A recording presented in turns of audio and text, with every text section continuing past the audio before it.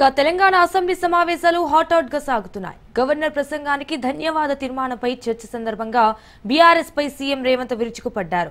గతంలో గవర్నర్ ప్రసంగం లేకుండానే బడ్జెట్ సమావేశాలు జరిగాయని విమర్శించారు.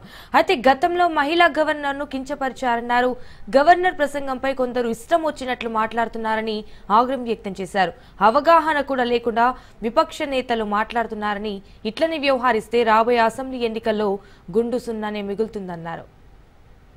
22 బడ్జెట్ సమావేశాల సందర్భంగా గవర్నర్ గారి ప్రసంగం లేకుండానే బడ్జెట్ సమావేశాలను ప్రారంభించడం జరిగింది. అదేవిధంగా 2023 బడ్జెట్ సమావేశాల సందర్భంగా గవర్నర్ గారి ప్రసంగం లేకుండానే సమావేశాలను నిర్వహించాలని ఆలోచన చేస్తే ఆ రోజు కోర్టు కొంత కఠినంగా సూచన చేయడంతో విధిలేని పరిస్థితిలో గవర్నర్ గారి ప్రసంగాన్ని ఈ ఉభయ సభలను ఉద్దేశించి ప్రసంగించడానికి గత ప్రభుత్వం అనుమతి ఇచ్చింది. ఇది దురదృష్టకరం అధ్యక్ష. ప్రజాస్వామ్యము, ఈ ప్రభుత్వాలు ఏ ఒక్క వ్యక్తుల యొక్క సొంత ఆస్తి కాదు అధ్యక్ష. ఇది మన పెద్దలు, మన పూర్వీకులు మనకు వారసత్వ సంపదగా ఇచ్చి ఈ సాంప్రదాయాలను ఇంకా బలపరిచి బలోపేతం చేసి ప్రజాస్వామ్యం వేళ్ళూనుకునే విధంగా ముందుకు తీసుకెళ్లాలని ఎంతో విశ్వాసంతో ప్రజలు మనకి అవకాశం ఇచ్చారు.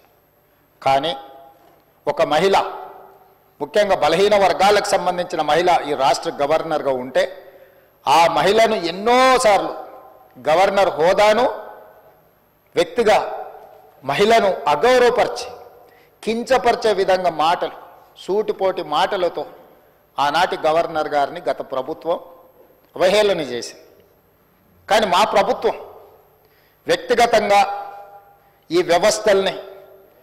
వ్యవస్థల యొక్క విలువలని తగ్గించడానికి మేము ప్రయత్నం చేయదలుచుకోలేదు అధ్యక్ష.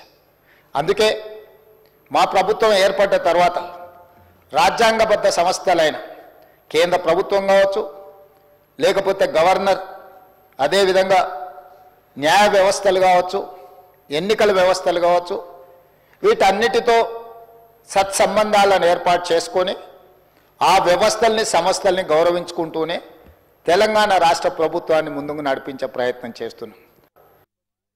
పెద్దలు చంద్రశేఖరరావు గారిని రమ్మనుండి అధ్యక్ష, తమరైన వ్యక్తిగతంగా మాట్లాడండి. వారు ఏ రోజు వస్తారో వారు ఈ సభలో ఉన్నప్పుడే కృష్ణానది జలాల మీద చర్చ పెడతాము.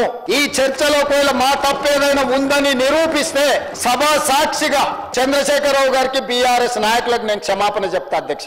ఇది నా సవాల్ అధ్యక్ష. చంద్రశేఖరరావు గారికి సవినయంగా నేను చంద్రశేఖరరావు గారికి సవాలు విసురుతున్నా. కృష్ణా పరివాహక ప్రాంతంలో కృష్ణానది జలాలలో ఈ రోజు తెలంగాణకు శాశ్వతంగా అన్యాయం జరిగింది. చంద్రశేఖరరావు గారి హయాంలో లెక్కలతో సహా నిరూపించడానికి నేను, మా మంత్రి ఉత్తమ్ కుమార్ రెడ్డి గారు సిద్ధంగా ఉన్నాం అధ్యక్ష. వాళ్ళ సంతకాలు పెట్టు.